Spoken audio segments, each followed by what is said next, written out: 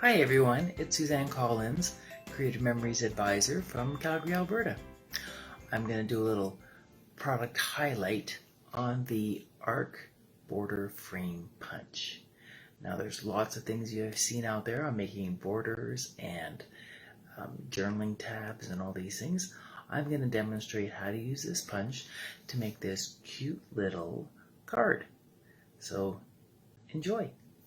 Supplies to make this card: you'll need your half a sheet of cardstock, 8.5 inches across by 5.5 inches high. You'll be needing your standard photo mat when you're done your trimming, which of course is 4 inches by 5.25 to leave a little border. And then your decorative strip for the front side.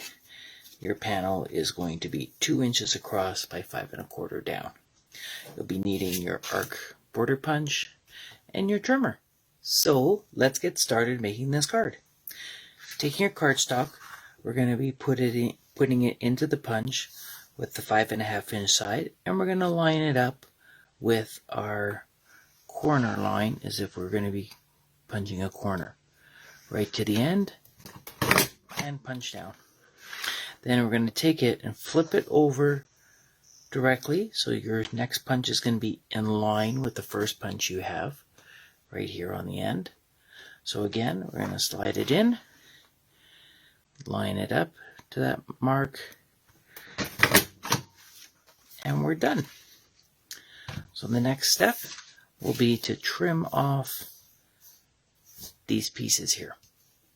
And with our trimmer, we're going to line up on our cutting line, and we are going to cut these outside edges off.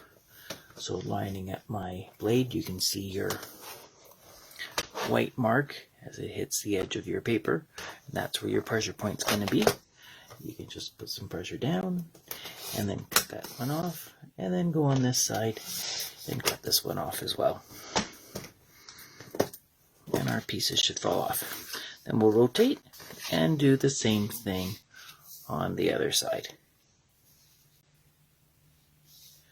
With my cutting line, don't forget, if you need to, you can use your sight lines to make sure you're cutting in the right spot.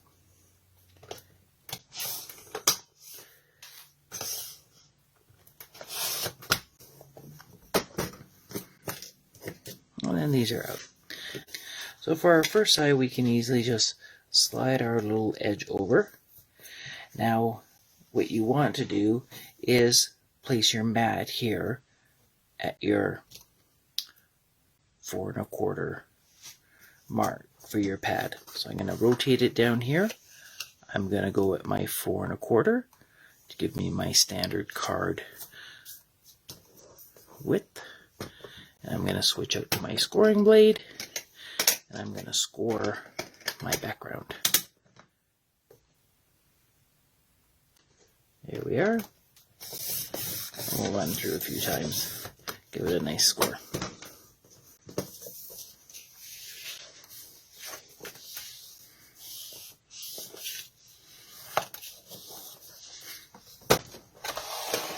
And there we have it. So our mat will be sitting on the inside. You can use any color you want. I'm just using these ones for contrast for you. And our outside piece, 2 by 5.25, we'll put on our nice face. And then of course, to finish the card, you'll need some ribbons, some embellishments, and a verse or whatever else you want to put on your card. It's just that simple to make this card. Wasn't that fun? The card I demonstrated can also be made using the 3-in-1 tag maker, and it will give you an edge to your card that looks like this. It's a little trickier to use, but the principle is basically the same. Let me show you. As an alternate, this tab card can be made using your 3-in-1 tag punch to give you this edge instead. To do this, it's a little tight, trickier than the arch border maker, but what you want to do is slide your cardstock in all the way to the back of your punch. And I've got 110-pound weight paper, so it's a little stiff. And we're going to line it up. Now, to get your spacing right, you don't have a guide, so you want to line up the back of your punch with a straight edge on the back of your paper, and then your paper coming out the side, because of where the punch is to the outside edge, is a ½ inch from the outside of the punch. So if you line your punch square on a back line, and then along a line here, so everything's perpendicular, you'll want to slide your paper so it is a ½ inch past your punch. We'll punch that there, and then slide it out. And same thing, we flip it over directly, so we're punching exactly opposite from where the first punch is, not on the other end. And we're going to slide that in one more time.